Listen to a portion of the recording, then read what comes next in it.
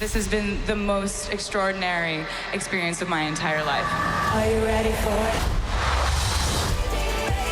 Ouais, ça va être la plus grande expérience de sa vie, mais de la vie de plusieurs, j'ai envie de dire, de centaines de milliers de personnes. Quelques centaines, 500 000 personnes sur Toronto pour être là au cours des 2 prochaines semaines pour participer, goûter, profiter de la tournée Eras à Toronto. Ça, c'est avant d'aller sur la côte ouest. Alors, finalement, à part ce mois de novembre, début décembre, au Canada. Chez nous, au Canada, oui, avec sa tournée Eras qui bat tous les records. Marc-André, elle s'est promenée avec cette tournée partout dans le monde. J'ai mis quelques villes ici.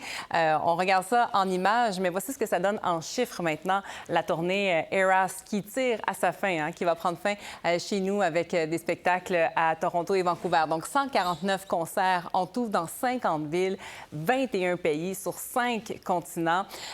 Donc, ça va se terminer chez nous, je le mentionnais. Je vous montre l'horaire à Toronto. Très attendu, nous y sommes, donc du 14 au 16 et ensuite du 21 au 23. Et on conclut ça à Vancouver au mois de décembre. Donc, au terme de cette tournée, on estime que Taylor Swift va avoir vendu comme ça 10 millions de billets en tout, avec des recettes astronomiques de 2,5 milliards de dollars. Et là, on a fait un sondage aux États-Unis, il y a eu plusieurs de ces concerts, tout près de 1000 personnes. On leur a demandé combien est-ce que ça vous a coûté pour assister à un spectacle et le chiffre qui est sorti en moyenne, là, 1 785 dollars. Ça correspond au prix du billet. On ajoute à ça, bien sûr, le déplacement, la nourriture, l'hôtel. Et ça, c'est pour une personne seulement. Donc, c'est peut-être pas pour toutes les bourses. On a vu des frais un peu plus chers. Il y en a qui sont vraiment prêts à tout pour pouvoir voir leur idole. Maintenant, aux États-Unis, j'en parlais, il y a eu 53 concerts dans cette tournée et on a ajouté au PIB américain 4 milliards de dollars, un peu plus. Ça passe pas inaperçu comme chiffre. Il y a d'ailleurs Justin Trudeau qui, à l'époque, en 2023, avait commenté une publication de Taylor Swift avec des paroles et des titres de sa chanson pour tenter de l'attirer au Canada. Est-ce que ça a fonctionné? Bien là, l'histoire ne le dit pas, mais quoi qu'il en soit, c'est confirmé parce qu'elle arrive bel et bien cette semaine à Toronto, où on se prépare au Rogers Centre à l'accueillir. Et selon Destination Toronto, seulement pour les 6 concerts qu'elle va offrir, ça va engendrer des retombées économiques de 282 millions de dollars. Là où on se prépare aussi, ce sont les services de télécommunications qui vont être extrêmement sollicités.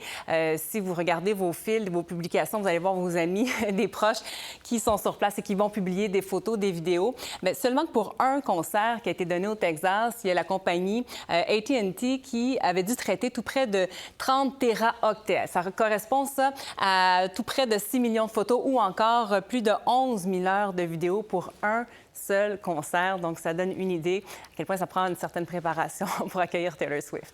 Oui, écoutez, j'ai vu, on ferme des rues dans le centre-ville. On va fermer des rues. Alors, ceux qui nous écoutent à Toronto, vous êtes maintenant avisés. Puis on dit que ça va déborder dans le Palais des Congrès où il va y avoir des happenings pour les fans. C'est quelque chose.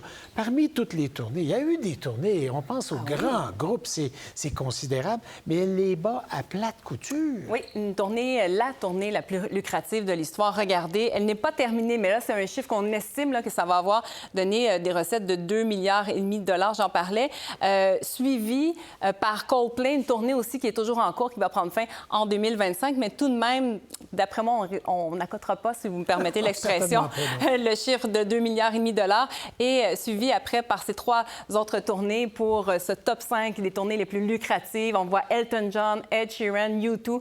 Donc, on est tout de même devant les Rolling Stones, Beyoncé aussi, qui se trouve dans le palmarès, Guns N' Roses, Harry Styles aussi, qui a eu une tournée très, très lucrative, mais en tête de liste, avec les données que je vous ai montrées, c'est bel et bien Taylor Swift avec sa tournée Eras.